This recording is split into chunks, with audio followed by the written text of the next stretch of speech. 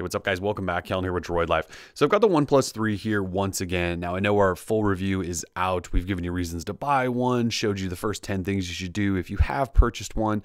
But there's one last thing we want to do, and that's make sure you guys still can get everything out of this device if you have purchased one. And so we're going to expand on those first 10 things to do with 20 plus tips and tricks for the OnePlus 3. So I think the first place to start here is to talk about a feature that's actually quite unique to the OnePlus 3, and that's the alert slider we have over here on this left side. So alert slider, well, if you've used an iPhone, you know that it's typically a silent slider. So on the iPhone, it's a switch, either goes silent or not silent. On the OnePlus 3, since this is Android, you actually have three settings: one for silent, one for priority notifications, and then one for all notifications.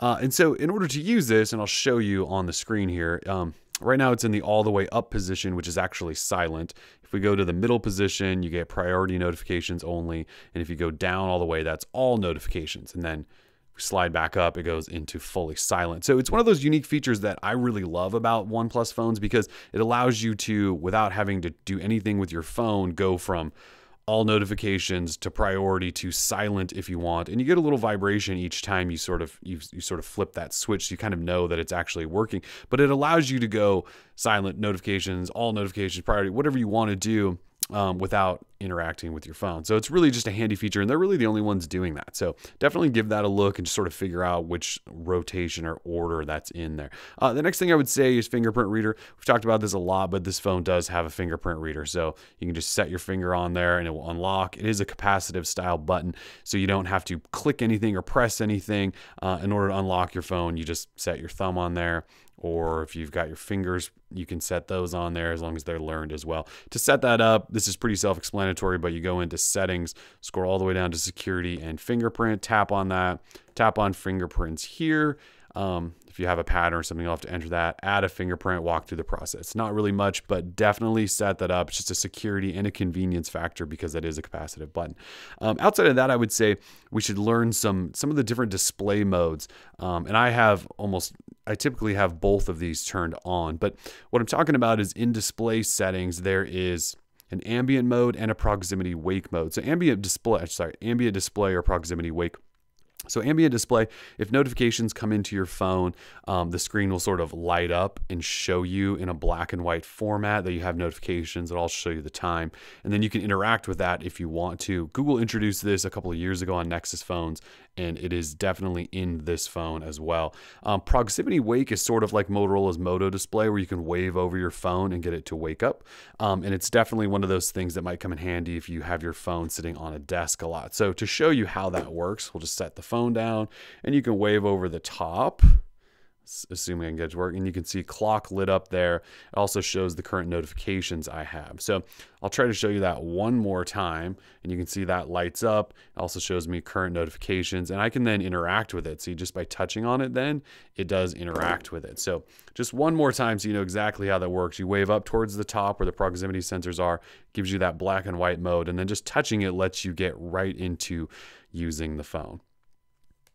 All right, so after that, I would say learn where the night mode shortcut is. So night mode is essentially one of those options where when it's nighttime and you want to get rid of that blue emanating from your screen and go to more of an amber look to ease on your eyes, all of that stuff, there's actually a little night mode toggle, and you just tap that, and it doesn't appear to have worked that time. So we'll tap it one more time, and there you go. You can see it just sort of turns into this auburny, almost brownish, yellowish. And trust me, when you look at your screen at night with this night mode turned on, it looks much, much better and is much easier on your eyes. If you're wondering where that setting is outside of there, you can go into display settings and you'll see there is a toggle for it right there as well. The other thing that I would say with display tweaks is you do have a color balance slider here. So the display out of the box is kind of bluish, if I'm being honest. So you can actually slide this whichever way you want to adjust the color. So you can go really blue on the left side or really sort of warm over here on the right. I tend to leave mine closer to the warm side, and I still don't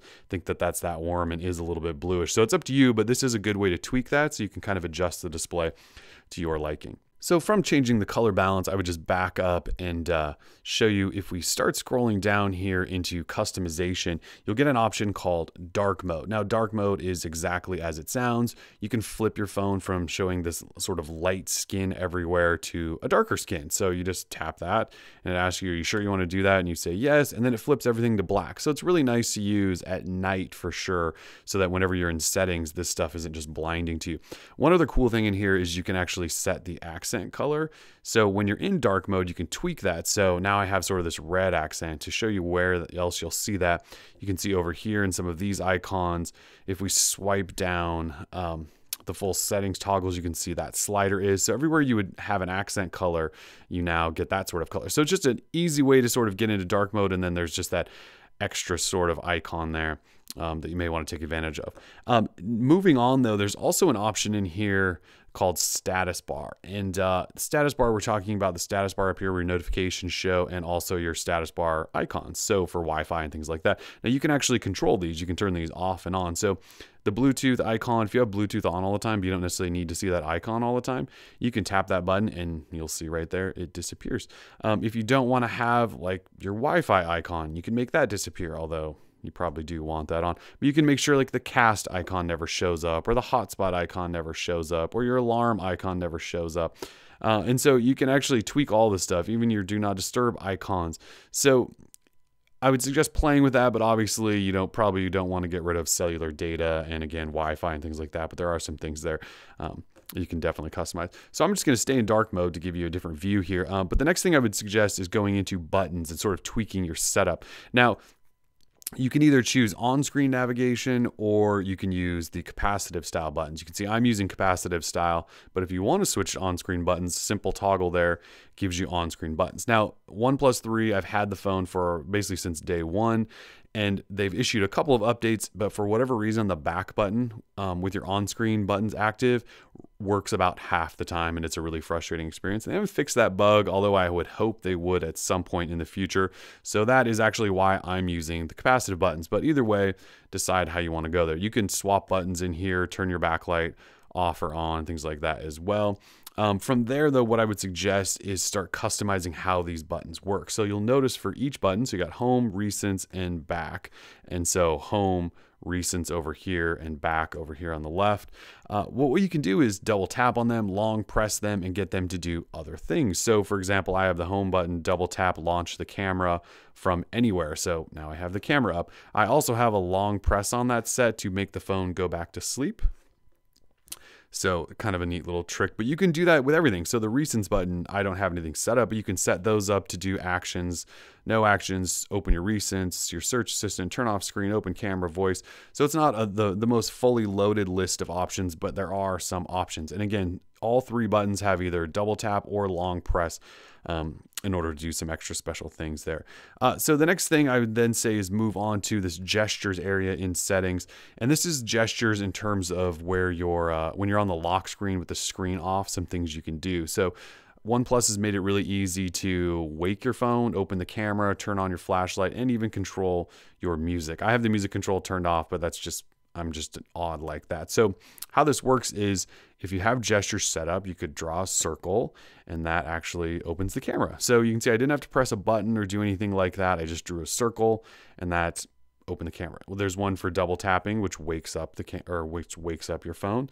And then if you draw a V, that actually turns the flashlight on, or the flash on, which could be considered a flashlight. And if you draw that again, it will turn that off. So you can just do flashlight on, flashlight off, and you never touched a button. You just did a quick gesture on your screen. So moving out of that stuff, let's jump into the home screen and look at some of the settings that are specific to OnePlus's launcher. So out of the box, you do get OnePlus's launcher, which is sort of like Google Now launcher with some different tweaks here and there. Like you don't have access to Google Now over here on the side or anything like that, but there's some ways to get around some of that stuff. So one thing I would suggest is you first quickly figure out that there are two gestures built in here. One, if you swipe down, that opens your notifications.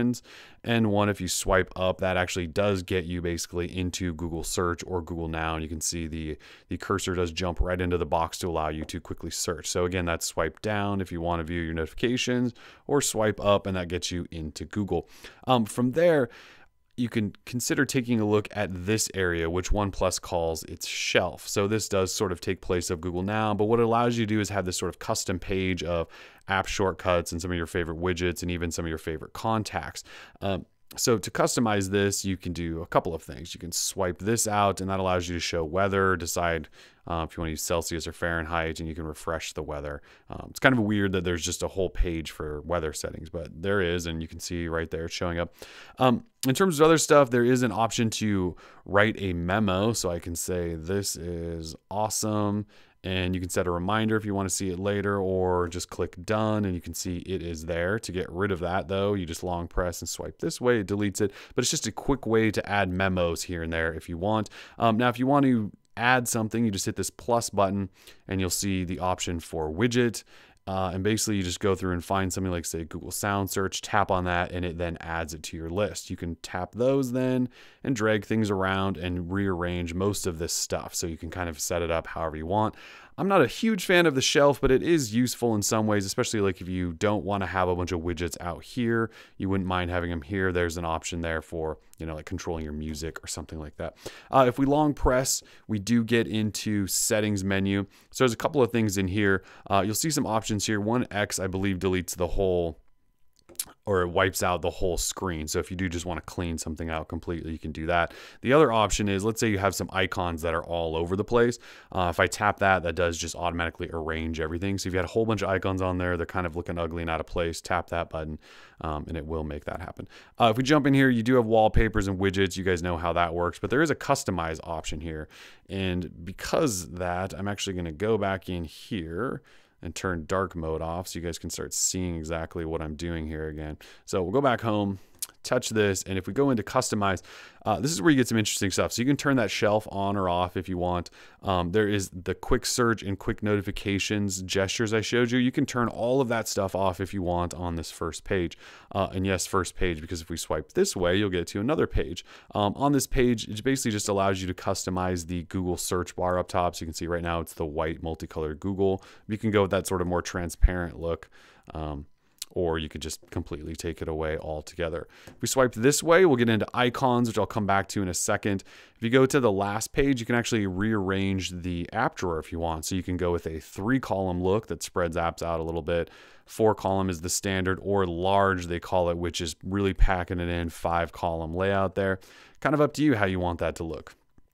If we jump back to icons though, this is one of the cool things about OnePlus phones and their Auction OS is they do let you use custom icons. So you can change size here, go small, standard, or large. And then there are icon packs in here as well. So if you have multiple icon packs installed, this is how you get to those. So if I tap on materialistic, it will then apply materialistic to my phone. If I want to go back, I just hit standard and then it will swap that out. One other cool thing, if you want to do this, well, you can click save there. But if you want to just adjust maybe say one icon, you grab it and slide it up to edit, and then it gives you an edit option. And you can tap in here and I can say, how about materialistic? And I can choose from any number of icons from that entire icon pack. But let's just say I go with that and I say, okay, now just that icon is customized.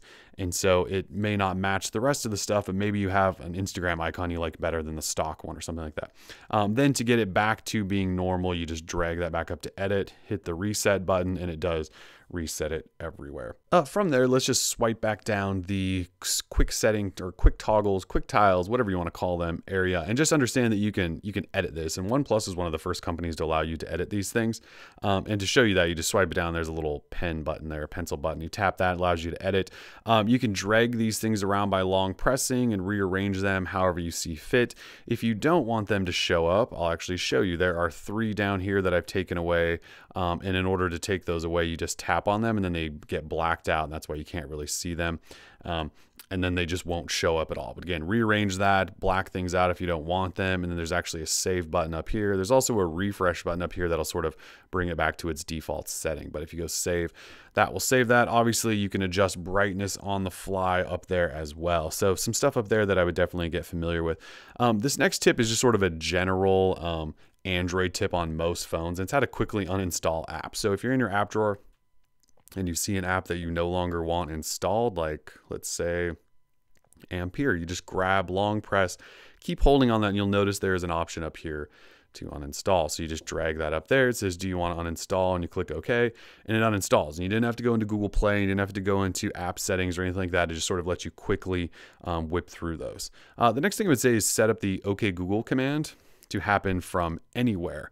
And in order to do that, you basically are going to go find the Google app or use one of the shortcuts to get into the Google app. But you want in there, and then you want to go into settings, voice, and then OK Google detection. And then you want to toggle all of this stuff on, including from any screen, which allows you to do it from anywhere. So I could be in Chrome, for example, and say, OK Google, Droid Life. And then you can do Google searches from anywhere, and definitely something to keep in mind if you just don't have your hands on your phone all the time and still want to be able to interact with it. The next thing is camera shortcuts. Now there's a bunch of them and I've showed you some. I would just say master all of these. So there are a bunch of ways to get into your camera on the OnePlus 3. One of them I showed you is this gesture, which you can do by drawing a circle. So that's one way to get in. Another way would be grabbing this little shortcut down here and swiping up. That'll get you into the camera. Another one is, as I showed you, setting a shortcut to one of these buttons. So my particular shortcut is a double tap on this home button. So if I'm, again, in Chrome, double tap to get into the camera, that works as well. Now there's also another one if we jump back into settings and go into display settings. Lots of stuff in display settings, by the way. And there's an option right here for press power button twice for camera, and I have that turned on. And so basically I just press the power button twice, opens the camera. Now this works from anywhere, phone off, locked, in Chrome, wherever. Just double tap that and it launches the camera. So we talk a lot about launching cameras quicker and quicker. That's not a word. Quicker and quicker. And this is one of the best phones for doing that because there are 4 at least options in order to do that. And you can obviously set up more. And then finally, the last tip I will suggest, and that has to do right here with this USB Type-C port. So OnePlus has included their dash charging technology in this phone, and it is insanely fast. So I would just say, do not lose that, because if you have to buy another one, they're not exactly the cheapest thing, but also keep it handy. And not because this phone has bad battery life, because it is insane. So fast charging on this phone, utilize it. Make sure you're using the actual OnePlus charger. It helps create, it helps keep heat from the phone, so it charges fast when you're using it. If you're playing games, doing something that puts a heavy load on the phone, it will still charge fast, won't get overheated, won't slow down, all of that stuff. So dash charge, definitely something you're going to want to use. And so that's it. Those are 20 plus tips and tricks for the OnePlus 3. If you guys have comments, questions, or you really just want to see anything else, even though I think we've covered most of it at this point, let us know. We're Droid Life. Peace.